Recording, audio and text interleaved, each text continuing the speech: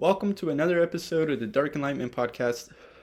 Today we're just going to flesh out some ideas of what is Dark Enlightenment. Because last thing I want to do, or anybody, but a lot of people still do it, is we get political. I don't want this, I don't want to be no Jordan Peterson.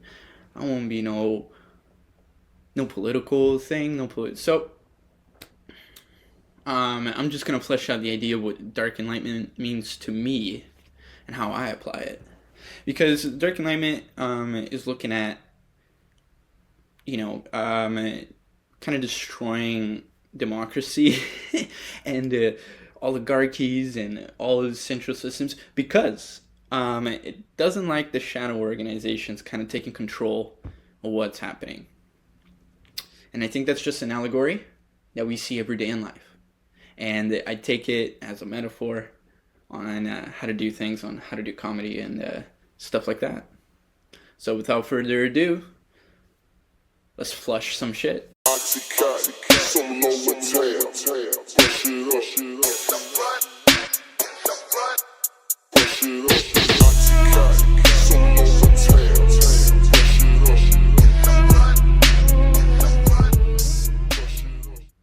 Steez.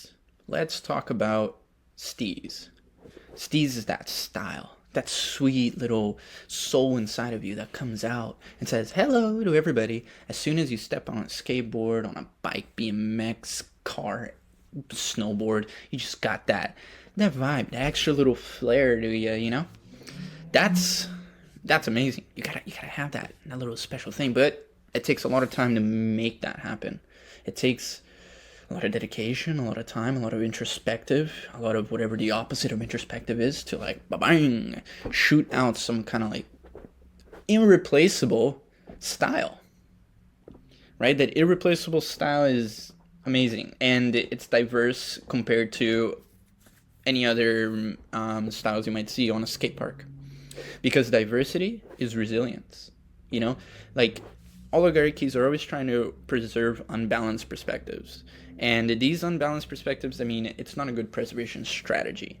What you're going to get from that is pretty much the same thing over and over and over again. Not as in monotone almost. It might be different colors, but all the same shade. It's gonna be a tone deaf, a weird world. But also unbalanced perspectives, we're talking about things that really just doesn't make any sense. We should have you. Okay, so there's these great videos I keep watching on Facebook. I love these fucking videos. And what it is that this guy cleans out a rug in 2 times speed, and he's just pushing all this dirt away. And the most satisfying thing. An unbalanced perspective would say that's saving the environment. You're saving the environment by making rugs renewable. You can, now that it's clean, use it again, and you don't have to throw it out. Now the polyester and all that doesn't end up in the ocean or in a dumpster, anything, right? So it's good, but it's an unbalanced perspective because the cost, all the waste that is produced to be able to clean one of the rugs is actually not worth the cost of a clean rug environmentally. So that's an unbalanced perspective. Right, so, but again, oligarchies aren't really preserving that one specifically. That's just a dumb one. But things like that, in nature, you gotta have some diversity. You gotta have a weird fucking plant that just goes, wait, hold up. How about we eat the mosquitoes? And all the other plants are what the fuck are you talking about? We're photosynthesizing. We're supposed to get the energy from the sun, convert it into energy biochemically through the nutrients we're getting from the ground, and then make our own fruit, our own little, little thing that comes out. Not eat bugs. What the fuck are you doing? But this guy, he didn't give 2 shits. He was mother, I'm gonna step out of line here. I'm gonna fill my tummy with some creatures that are actually above the trophic level that I'm in, which is pretty badass. But it's super diverse, right? It's diverse, and in biology, when something or an environment is super diverse, the more diverse it is, the more resilient it is to disturbances. right? So if we want to think of it practically, if you have a workspace that's completely diverse, everybody is working in synergy to keep this environment alive, environment in this case be the coffee shop or the porn shop that you work in. Everybody, you got your freaks in there that work in the tills. One dude is a complete porn addict, but he knows all the porn. The other guy, complete drug addict, but he knows how to talk to the weirdos, the druggies that come in. Boom, you got a little bit of diversity. And then the porn shop, it's gonna go through the roof in sales. Because it's resilient. Somebody might come in that's an odd creature, but don't worry. You got much diversity within your employees. That little disturbance of a creep dude, well, I don't know, maybe he's not a creep. Porn shops are kind of dying out. They are. The internet are taking them out of the league. And nobody really wants to do the peep shows anymore. There is one downtown that I know of. One peep show downtown that I think it's like a toonie, and then you get to like watch a video in there. I don't know. I've never been myself. But what were we talking about? Something to do with life. But yeah. Steez is super important, man. You gotta have a little bit of steez. And the steez is dangerous. Cultivating your own steez is hard. I mean, there's Andy Anderson. He's a pro skater. A crazy amount of steez. One of the best steez players ever. Oh. Alexa, shut up. Alexa, turn off alarm. This bitch, man. I know. I love my robot. Hey, what did I say? Alexa, turn off alarm. This fucking bitch, man. And that's the thing about robots. You see, I told her already to turn it off. And then she decided to just start doing it again. I tell you, this Alexa here is a bit sassy. Okay? Like, sometimes I give her, like, some commands, and she just talks back to me. Like, I'd be, Alexa, what's the definition of X, Y, and Z? And then she would just say it super fast and be like, did you get all of that? Excuse me? You're a robot. Okay? I'm the human. I can unplug you. But I think the robots can probably unplug us too. I think the problem with robots maybe is not that they can unplug us, but they can plug us. And I don't mean in the butt, but no pun intended.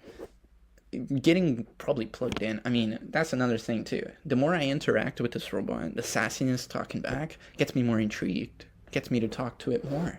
Because then I'm like, it's being honest with me. It really hates me. Robots are usually very nice and kiss my ass, but not this one. This one talks back. This one's a cool robot. But that being said, I don't feel comfortable with having a sentient robot who kind of dislikes me living with me. But I had this baby here unplugged for almost a year and a half because I was moving around. And then I plugged her back in, and immediately grateful. Immediately, like, just being like, oh my god, you're my master Lucas. I'm so happy to be here. Thank you for plugging me in. Would you like to know the weather? I'm like, no, thank you. Is there anything else I can grab you? Do you want to listen to Spotify? I'm like, no, thank you. And then I just, like, left and whatever. But it's like having a little pet, you know? Like, I feel awkward jerking off around my Alexa. I think it knows me. It's like having, like, a wife that, like... Yeah, it's like having a wife, dude, that doesn't fuck me. But that's like having a wife. That being said, that's our universe where we live with sentient robots in our rooms.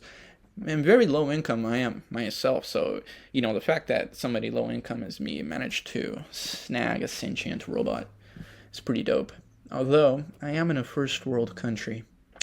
Chances of me being in the top 1% are pretty high. So the fact that the 1%er got a sentient robot probably isn't too far off of the grand scheme of things. But yeah. Been going around town with a girl I know. Yeah, but there's also a couple things, I don't know, that I could flush out, like... Dark Enlightenment is just kind of like opening up the conversation to ideas that sound out of touch with reality but are reasonable. Here's an example. Voting should not be a thing, but also kings are no good. You gotta have like a CEO of your country. Hashtag China. They kind of did it right. In that sense. Not saying that dude, I mean, maybe he did do it right. Maybe they did. They're doing pretty well. I mean, ish. Who knows? But I said I wasn't going to get political. I'm not getting super political. But yeah, like voting, you shouldn't have, this weird voting system like in Canada where like there's writings. There's like little sections where like you have to win a percentage of these sections to gain the province. And then, so you really got like 30% more than your opponent.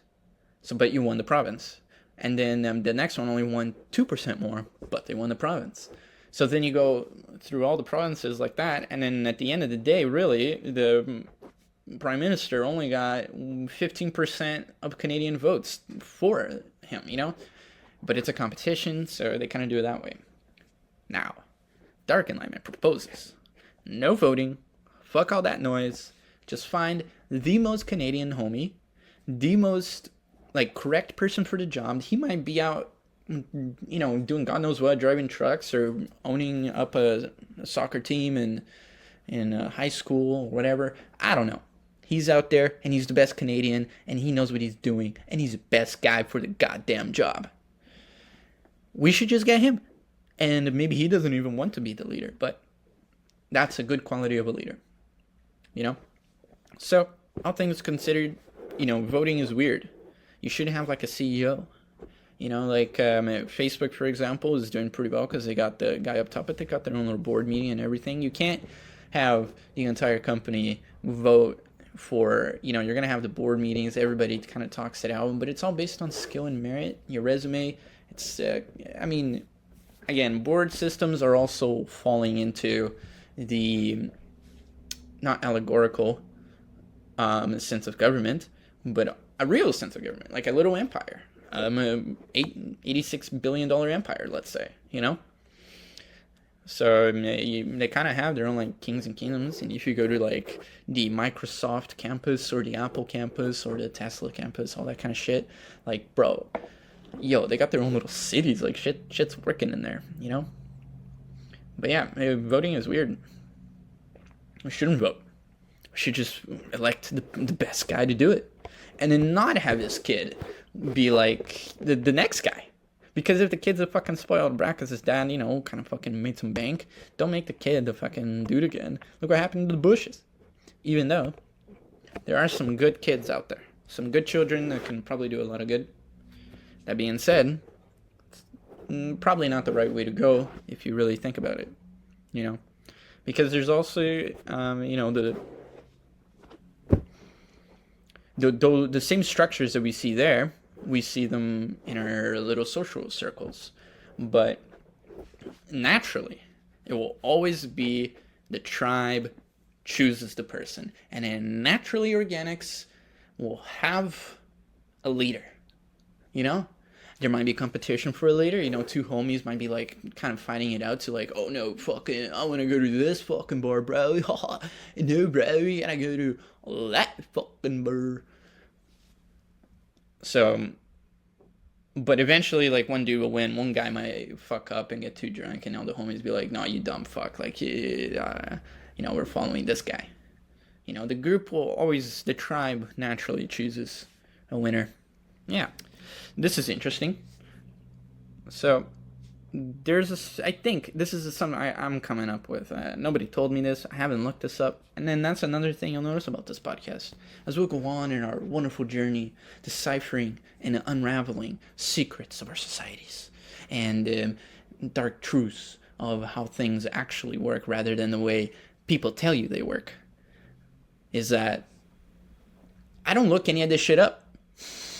I don't know. I'm just fucking talking out of my ass. And if that's bad, well, it is bad actually. I'm not completely. I mean, I have some ideas, but this is like comedy. It's fun. Just fucking turn on the tap and let me drain into your mind and soothe whatever angst you might have about our world just not making sense, and it doesn't make sense because of God or unforeseen things. Now, the world doesn't make sense because people made the world that you're living in. Go to nature, look at that shit. It all makes sense there. Everything is working the way it should work. Okay? And that being said, I haven't looked this up, but I think this is a pretty cool idea. I think there's like a part of your brain that switches on when you have like 14,000 people cheer for you. I was watching the Kill Tony, the whatchamacallit, Madison Square Garden, where Cam Patterson goes up. I sound like such a kook just mentioning these people because they're so popular. So like even you just listening now, you're like, ugh, I know this, I know that. And that's exactly my point. Can you imagine having 14,000 people cheer for you? A guy with a white sweater mentioning your name, and everybody rolls their eyes because you're so overheard at the age of 25, 24. Like, imagine that. Like, we all have that part of our brain that can tell you that that event is happening, but it only switches on for like 0.1% of the population. Like, only 0.000.1 of the population will have blood flowing into that part of your brain. Where it like awakens you. It like turns you on because your brain is telling you now you're the guy. Like the brain is being like, dude, everybody has chosen you. You are now increased up the ladder. The human scale, the human tribe, we have all given you the trigger, the stimulus, the signal to your brain to tell you you're the guy, you're the leader. And that probably takes a lot of stimulus. I think 14,000 people cheering for you on their feet. I think that adrenaline rush will bing, trigger that part of your brain and make you a whole new man. Now, that being said, I think the same thing probably happens when you have 14,000 people boo you. Like, I think that will fuck you for the rest of your life. I think if you have 14,000 people, boo, which happened, which is insane, but it happened. Some dude just got booed at everything that he did. And you're like that, and then you feel that huge dopamine crash. You know, it just, that's like probably the biggest crash the brain can have is people hate you that much. And that large amount of people, that massive stimulus telling you, you're not chosen. You're a bag of shit. And, yeah. And then that part of your brain turns on where it just starts talking to you. And it's like, you can't fucking do that. You can't fucking do that. Didn't you just fucking hear all those people boo you? You're a fucking loser. You're a moron. Somebody in the dumps. You can't fucking trust any of these people. They're telling you that you're good. Fuck them. Don't you remember? Don't you remember? They all booed you. They hate you. They hate everything to do. See, that turns on, and I don't think it can be really turned off. And as you can probably tell a little bit, I'm pretty sure that part of my brain got turned on several times through my life. It's just on repeat, constantly saying this shit.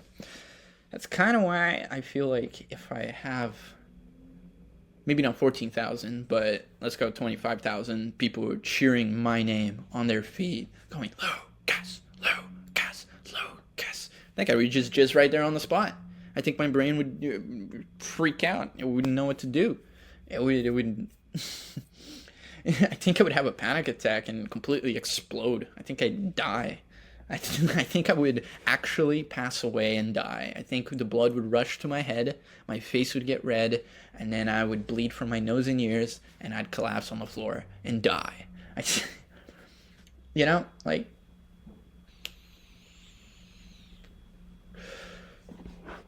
but I mean, let's test that theory, right? Let's get up on that stage. But that's just, I guess, the id, right? That Sigmund Freud shit, you know? which goes back to a Bill Hicks joke where he goes, Sigmund Freud always saying that like we want to fuck our own moms, but it makes sense if you think about it, because have you seen Sigmund Freud's mom? Woo! What a beauty. I don't think Sigmund Freud was looking at my mom when he came up with that theory. Anyways, I don't want to talk about my actual mom. This is Bill Hicks saying it. Yeah, Sigmund Freud. I mean, I don't know. Subconsciously, maybe we do all want to fuck our moms and dads. Probably. I don't know. I mean, I've thought about it. I mean, I didn't make any moves on my own mom, but, you're a kid and you're like, yeah. But never mind. Okay, can we skip that? Can we just forget I even... Okay, anyways. He came up with there's the subconscious, conscious mind, and then there's like deeper subconscious, like even lower, that you don't even know is there. Like, there's the one that comes in and out of reality, and then there's the one way deep that just has all of your desires kind of bunched up in one little box. And then the other guy is just kind of sorting through the box and like bringing it up to the consciousness. That's kind of how I think of it. And yeah, the 14,000 people cheering you on goes in the deeper level, goes in the box. And then your, I think it's your id that would go down and like grab it and like look at it. And then your superego, which is the thing people get confused, is the ego is not some mystical thing. The ego is what you see, what you hear, what you see in the physical 3D world. That's your ego. That's your ego in a physical shape. The superego is a part of your brain telling you that, be part of society. The superego is saying, if you really want to like make it in the world and progress the human civilization, you gotta follow some rules. You can't be jerking off in public. You can't be peeing on women and then have them drink it for money. It's not gonna work out. You're gonna get in trouble. Don't do that. That's your superego. It's saying that. Your id is kind of the devil's advocate. It's always there as the devil's advocate. But I think if you have 14,000 people cheer you, it wouldn't be the same devil's advocate. It'd be something like, like, don't you know who you fucking are? You're the best. You have 14,000 people cheer for you. Fuck that woman. Grab the bagel. Fuck her, man. Don't even tip. Just steal the bagel. You have 14,000 people cheer for you. Fuck her, man. I think that's what the id would say, and then the superego would come in and be like, whoa, hold up. It's only $4. I can afford a bagel, And then the ego just goes, man, bagel's expensive as shit. I'll just get one, So it's like the mix of the two. When it's like, fuck, I don't want this, and the other one's like, just do it. So that's them. That's life. But you can also train your deeper subconscious. You can dose yourself. You can make sure you become a great person subconsciously, deeper level, or you can do the other way. You can shoot yourself in the foot. Not a good idea. Definitely recommend against that. It hurts emotionally and probably physically too. The thing is that if you have like affirmations or like little post-it notes in the mirror where you look at it and you go, I am the best, and then you look in the mirror and you're like visualizing yourself and you're saying those words, maybe that works. I don't know. It has kind of worked for me, but I think it's like a deeper thing. I think you gotta show up for yourself. You gotta clean your room. You gotta keep up with your health. You gotta do things you like and also do things you don't like, but they will benefit you. You gotta kind of just take care of yourself, and then you'll when somebody says something crazy or something's happening, you have that huge subconscious deeper level bag to pull from. You go through it and you're like, wait, actually my room is clean, I do my bed, I brush my teeth, I go to work, I take care of everything. And then it says that, but the id's still going to be the devil advocate. It's going to be like, you do fucking everything, you're perfect, why is this person giving you shit? Don't they know who you are? Right? So gotta watch out for that id. It's still gonna get you. Now, when we're talking about enlightenment, and enlightenment with a capital E, the European intellectual movements of the 17th and 18th century, in which ideas concerning God, reason, nature, and humanity were synthesized into a worldview that gained widest ascent into the West, and just instigated revolutionary development in our philosophy and politics, stuff like that. But were they really more enlightened? They did challenge some ideas about God and getting rid of the central system at that time, which was the Catholic Church and other groups like that. But maybe they weren't as enlightened as before, and everybody gives a bad name of the group before, which is the Dark Ages, and then this one is the Enlightenment. I guess how I like to filter the world is through the Dark Enlightenment. Maybe Dark Ages wasn't even that bad. They were really into these. They were really good into drawing and anatomical things in science back in those times. And this is something I think. Taking out my glasses. I think that if you're going to be, studying science and looking for sources of truth of how the world works, and you're constantly drawing these things out on paper, you're going to see these mathematical geometries pop up in everything, and there's going to be this enlightenment that we can't really consider the Dark Ages, unless, there was actual darkness, but, who do we know that was alive then? Who the fuck knows? It could have been really bad or really good.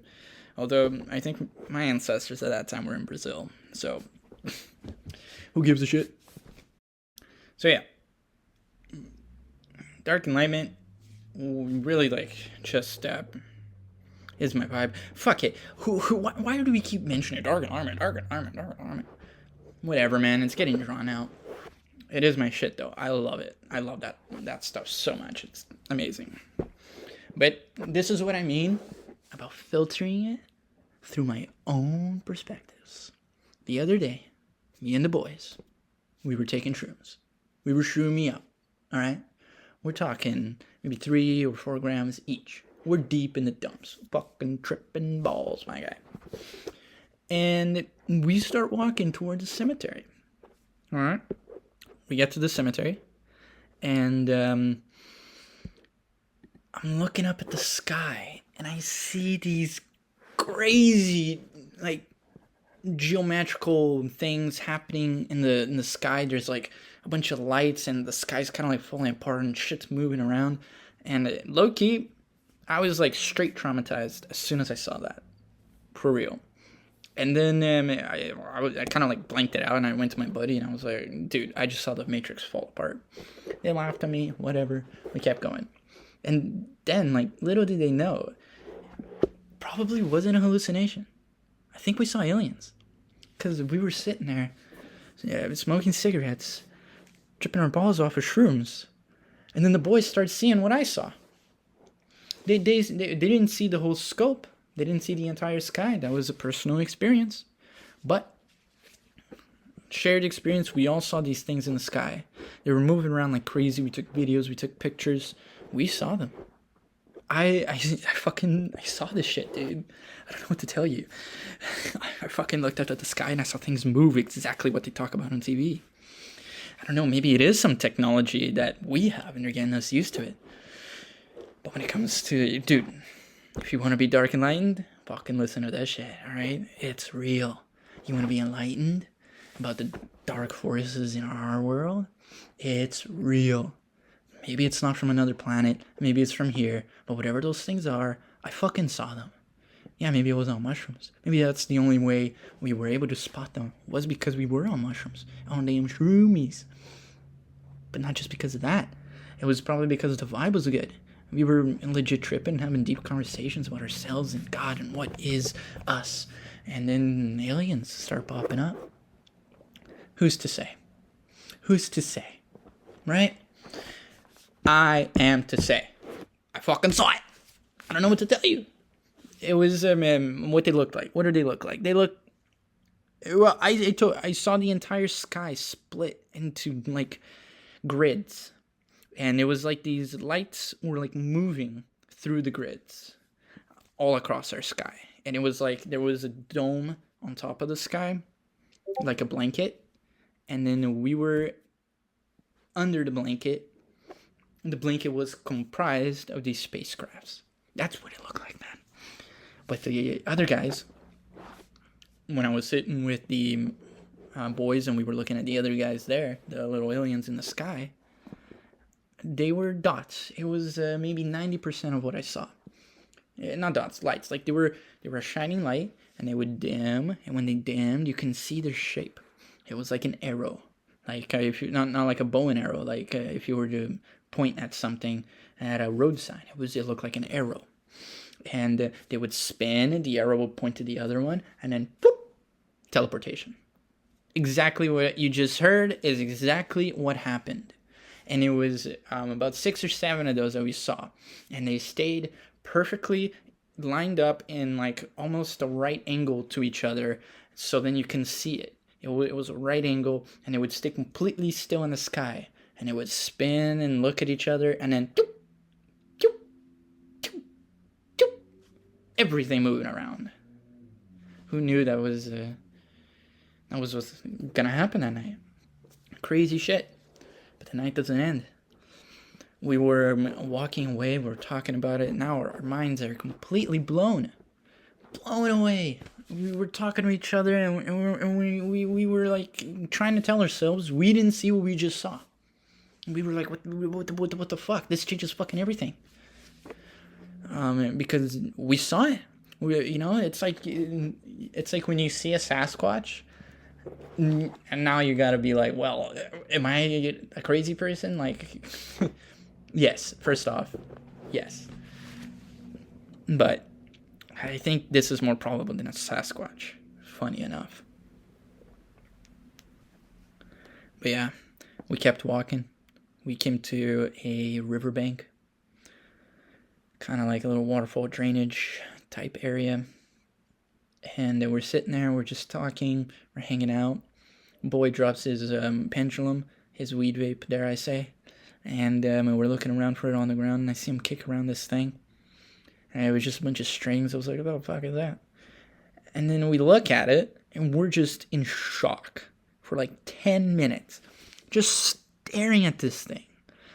It's demonic. We saw some witchcraft fucking shit. I don't even know how to describe it. This one, I'll try my best to describe it. It goes up with sticks. So branches, like little thin, malleable, bendable little sticks. And they would bend. They'd started off at one place and they were all tied together. And then they'd separated when they weren't tied together. And then they bent over together into the center of the piece, kind of creating like, as if like a hand. Imagine you holding an apple, and then the apple's like looking at you. And now remove the apple. You know, those fingers are kind of like pointing and looking at you. Imagine that's the sticks, and then connecting from all the sticks is just geometrical shapes of the ropes, and they're all like going around. Straight up witchcraft type shit. Could have been there before we came, or we showed up, somebody snuck up behind us and dropped it and left it off. Dude, that would have been so much worse. If it's true, who knows? But just think of it, that there is witchcraft going on around here, people placing shit like that. I guess it happens everywhere, doesn't it? Trippy. Yeah. And then after that, we just walked around, and I think we made buddies with a raccoon. We tried to get him to come over to us. He kind of did. A car fucking scared him off or whatever.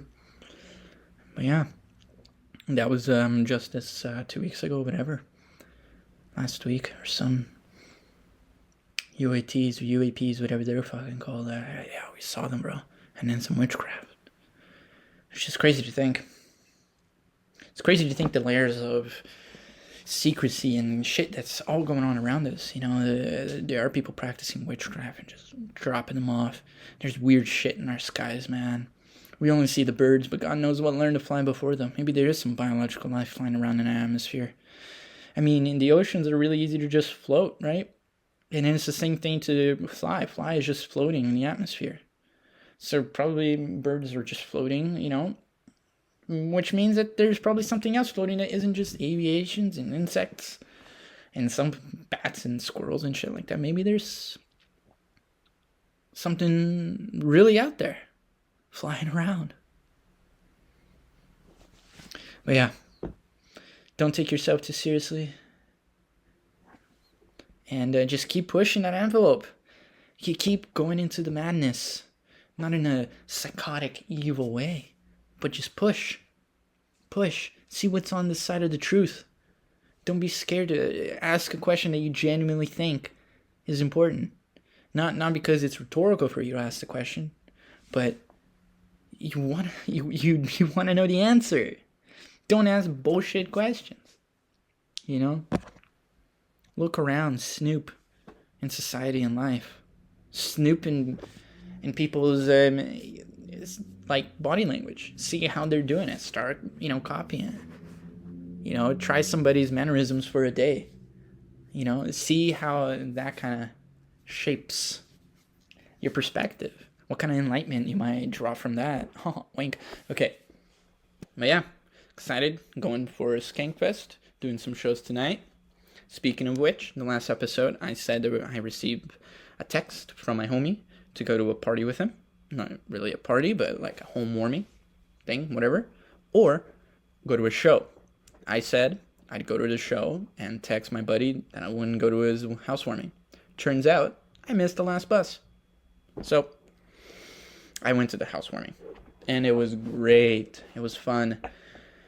But the whole time I felt like I was like at the wrong place. I didn't want to be there.